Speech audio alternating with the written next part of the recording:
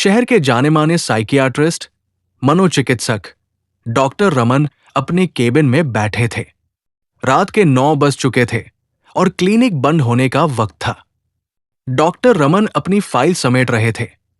तभी उनके केबिन का दरवाजा धीरे से खुलता है। एक आदमी अंदर आता है। उसके कपड़े बिखरे हुए थे, आंखों के नीचे काले घेरे थे और वो बुरी तरह हांफ रहा था। वो सीधे डॉक्टर की टेबल के सामने वाली कुर्सी पर बैठ जाता है और अपनी दोनों हथेलियों से अपना चेहरा ढक लेता है। डॉक्टर रमन शांत आवाज में पूछते हैं, हाँ जी बताइए, मैं आपकी क्या मदद कर सकता हूं? आपका नाम क्या है? वो आदमी अपना चेहरा उठाता है। उसकी आंखों में अजीब सा पागलपन और खौफ था। वो कहता है, डॉक्टर साहब, मेरा नाम कबीर है और मैं एक कातिल हूं। मैंने आज शाम को एक मर्डर किया है। डॉक्टर रमन चौंक जाते हैं, लेकिन एक प्रोफेशन होने के नाते वो अपने चेहरे पर शिकन नहीं आने देते। वो धीरे से अपनी टेबल के नीचे लगा एक सीक्रेट वॉइस रिकॉर्डर ऑन कर देते हैं और कहते हैं, कबीर, शांत हो जाओ। अगर तुमने कोई जुर्म किया है तो तुम्हें पुलिस के पास जाना चाहिए। मेरे पास क्यों आए हो? कबीर रोने लगता है, डॉक्टर, पुलिस मुझे कभी नहीं पकड़ पाएगी, क्योंकि जिस आदमी को मैंने मारा है उसकी लाश गायब हो चुकी है। और सबसे बड़ी मुसीबत यह है कि मुझे याद नहीं रहता कि मैं कब किसे मार देता हूं। मुझे लगता है कि मेरे अंदर कोई और रहता है जो मुझसे ये सब करवाता है। डॉक्टर रमन समझ जाते हैं कि यह मामला मल्टीपल पर्सनालिटी डिसऑर्डर, एक शरीर में 2 इंसान होना।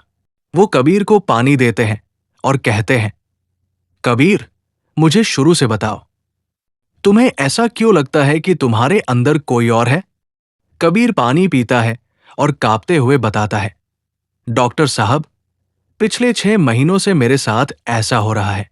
मैं सोता हूं अपने बिस्तर पर, लेकिन जब सुबह आंख खुलती है तो मैं किसी अनजान जगह पर होता हूं। मेरी शर्ट पर खून के धब्बे होते हैं और जेब में किसी अजनबी का पर्स या घड़ी होती है। डॉक्टर रमन डायरी में नोट करते हुए पूछते हैं, क्या तुम्हें उस दूसरी पर्सनालिटी का नाम पता है? कबीर सिर हिलाता है, हां, वो जब भी मेरे दिमाग पर कब्जा करता है डायरी में अपना नाम लिख जाता है। वो खुद को जेवियर कहता है। जेवियर बहुत बेरहम है। आज शाम को जब मैं होश में आया तो मैं एक सुनसान खंडहर में था। मेरे हाथ में एक भारी लोहे की रॉड थी और सामने एक आदमी की लाश पड़ी थी जिसका सिर कुचला हुआ था। मैं डरकर वहां से भागा, लेकिन रास्ते में मुझे होश आया कि वो मर्डर जेवियर ने किया था, मैंने नहीं। डॉक्टर रमन कबीर को सम्मोहित, हिप्नोटाइज करने का फैसला करते हैं ताकि वो उसके अंदर के उस दूसरे इंसान यानी जेवियर से सीधे बात कर सकें। वो एक पेंडुलम निकालते हैं और कबीर को उस पर ध्यान लगाने को कहते हैं। धीरे धीरे कबीर की आंखें बंद होने लगती हैं और वो एक गहरी नींद में चला जाता है। डॉक्टर रमन कबीर के करीब आते हैं और भारी आवाज में पूछते हैं, क्या तुम मुझे सुन सकते हो? क्या मैं इस वक्त जेवियर से बात कर रहा हूं?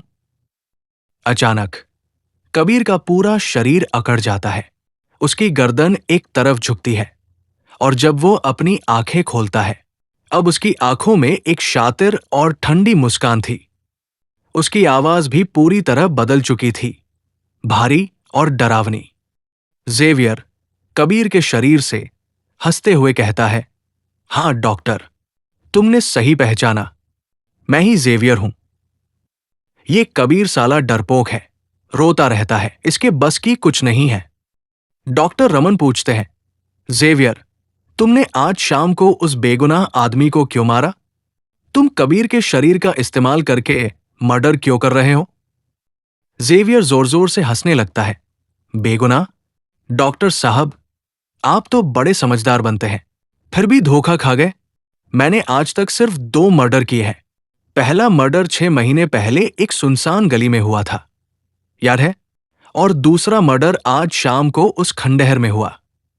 और वो दोनों बेगुनाह नहीं थे। वो दोनों लोग कबीर को ब्लैकमेल कर रहे थे, इसलिए मैंने उन्हें रास्ते से हटा दिया। डॉक्टर रमन का माथा ठनकता है। वो पूछते हैं, लेकिन कबीर को कौन ब्लैकमेल कर रहा था और क्यों?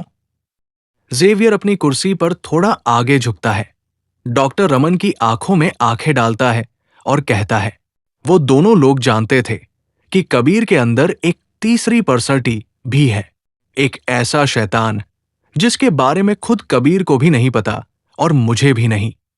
मैं तो सिर्फ कबीर को बचाने के लिए मर्डर करता हूं, लेकिन वो तीसरी पर्सनालिटी मजे के लिए लोगों को तड़पा कर मारती है।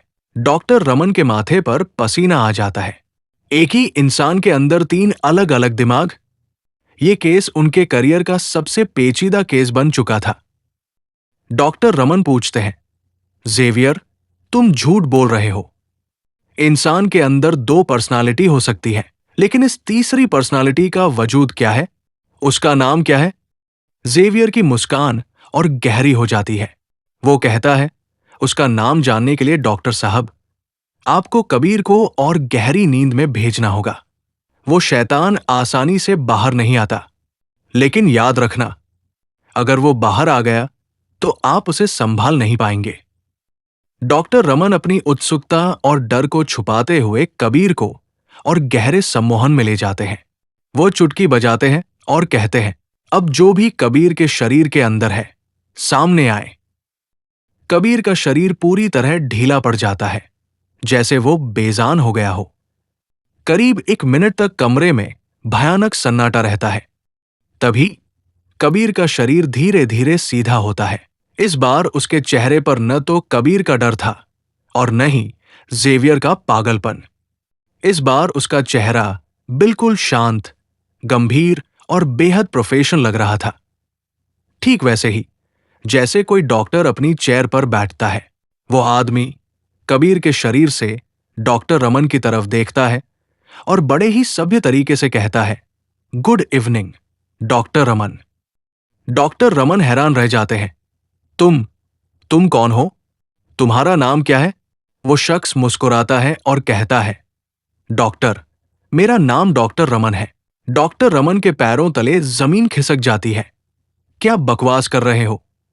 डॉक्टर रमन मैं हूं। ये मेरा क्लिनिक है, तुम कबीर हो। कबीर के शरीर में बैठा वो तीसरा शख्स ठंडी आवाज में कहता है, यही तो आपका भ्रम है डॉक्टर। जरा सोचिए, पिछले 6 महीने से क्या आपने इस क्लिनिक में कबीर के अलावा किसी और मरीज का इलाज किया है? क्या आपने इस केबिन से बाहर पैर निकाला है? अपनी टेबल पर रखी डायरी को ध्यान से देखिए, उस पर किसका नाम लिखा है? डॉक्टर रमन कांपते हाथों से अपनी टेबल पर रखी डायरी देखते हैं।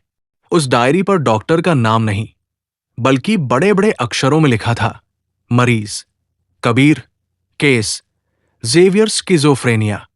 तभी केबिन का दरवाजा खुलता है। अंदर 2 वार्ड बॉय, अस्पताल के कर्मचारी आते हैं। वो दोनों सीधे डॉक्टर रमन की तरफ बढ़ते हैं। डॉक्टर रमन चिल्लाते हैं, तुम लोग इसे क्यों नहीं पकड़ते? ये कातिल है, इसने मर्डर किया है। लेकिन वो वार्ड बॉय कबीर को नहीं, बल्कि खुद डॉक्टर रमन को पकड़ लेते हैं। उनमें से एक वार्ड बॉय कहता है, कबीर जी, चलिए, आपकी थेरेपी का वक्त हो गया है। आप फिर से खुद को डॉक्टर समझकर कुर्सी पर बैठ गए और शीशे के सामने खड़े होकर अकेले ही बातें कर रहे थे। कैमरा घूमता है और दिखता है कि डॉक्टर रमन की जो कुर्सी थी, उसके ठीक सामने एक बहुत बड़ा शीशा, मिरर, था। डॉक्टर रमन कोई असली डॉक्टर नहीं थे। वो खुद कबीर के दिमाग की तीसरी पर्सनालिटी थे, जो एक डॉक्टर बनकर अपने ही अंदर के कातिल जेवियर का इलाज करने का नाटक कर रहे थे। सच्चाई यह थी कि कबीर ही असली कातिल था, जेवियर उसकी नफरत थी, और डॉक्टर रमन उस नफरत को छुपाने के लिए उसके दिमाग का बनाया हुआ एक डिफेंस मैकेनिज्म था। Ward boy doctor Raman Kabir को पकड़ कर ले जाते हैं। टेबल पर रखा वॉइस रिकॉर्डर अभी भी ऑन था, जिसमें डॉक्टर रमन की खुद से ही की गई बातें रिकॉर्ड हो रही थी। तो दोस्तों, कैसा लगा ये माइंड ब्लोइंग ट्विस्ट? जो डॉक्टर इलाज कर रहा था, वो खुद उस मरीज के दिमाग की एक परछाई निकला। फिर मिलते हैं दोस्तों ऐसी ही नई और मजेदार कहानियों के साथ।